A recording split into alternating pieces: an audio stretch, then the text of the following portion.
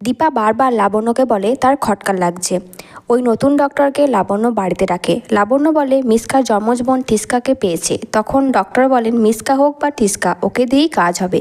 যদিও মিসকা সূর্যের জীবনে অনেক ক্ষতি করেছে, দীপা তখন প্রশ্ন করে আপনি কি করে জানলেন যে মিসকা আমাদের ক্ষতি করেছে? তিনি বলেন ডক্টর সান্যাল বলেছেন। ওইদিকে ওই ডক্টর বেরিয়ে এসে পারিজাত সেনকে ফোন করে আর বলেন যেমন বলেছেন তেমনই কাজ করেছি। মিসকা পারিজাত সেনকে বলে বারবার দীপা আর সূর্য জিতে যেতে পারে না।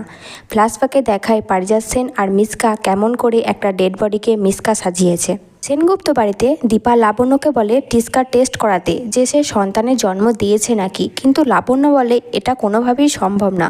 তুমি তো মিসকাকে আগুনে পুড়তে দেখেছো। দীপার তাও বিশ্বাস হয় না। এদিকে মিসকা টিস্কা সেজে লাবণ্যকে ফোন করে, বীরের কাস্টাডির কথা বলে। লাবণ্য তখন বলে আমিও একটা প্রপোজাল দিয়েছিলাম। মিসকা বলে এটাই ডিল হলে আমিও রাজি। লাবণ্য, জয় আর সূর্য বীরের চেকআপের জন্য বেরিয়ে যায়। এদিকে ইরা ইন্স্যুরেন্সের কাগজে সাইন করানোর জন্য সেনগুপ্ত বাড়িতে এসে দেখে সূর্যরা বেরিয়ে যাচ্ছে। ইরাও ওদের পিছনে হাসপাতালে যায়। ইরা সূর্যকে এক্সামের কাগজ বলে কিছু কাগজে সাইন করতে বলে।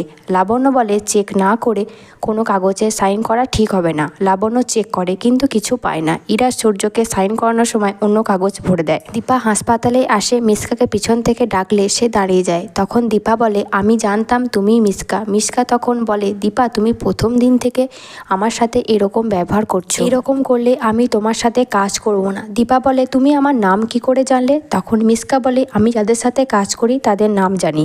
তোমার সাথে মিসকা শুধু একটাই পার্থক্য, শুধু চোখের মণি, যেটা খুব সহজেই পাল্টানো যায়। এই বলে সে বোতলে জল বের করে মিসকার মুখে ছুঁড়ে দেয়। মিসকার মুখ দেখার চেষ্টা করলে মিসকা ওয়াশরুমে চলে যায়। জয় এসে দীপাকে বলে ওই মিসকা। ওদিকে মিসকা ওয়াশরুমে গিয়ে দেখে তার চোখের একটা লেন্স নেই। দীপা কি পারবে টিস্কারূপী মিসকার মুখোশ খুলতে? জানতে হলে দেখে থাকুন টলিউড গল্প। আর অনুরাগের ছোঁয়ার পরবর্তী এপিসোডগুলি দেখার জন্য আমার চ্যানেলটিকে সাবস্ক্রাইব করে পাশে থাকা বেল আইকনটি ক্লিক করে রাখবেন।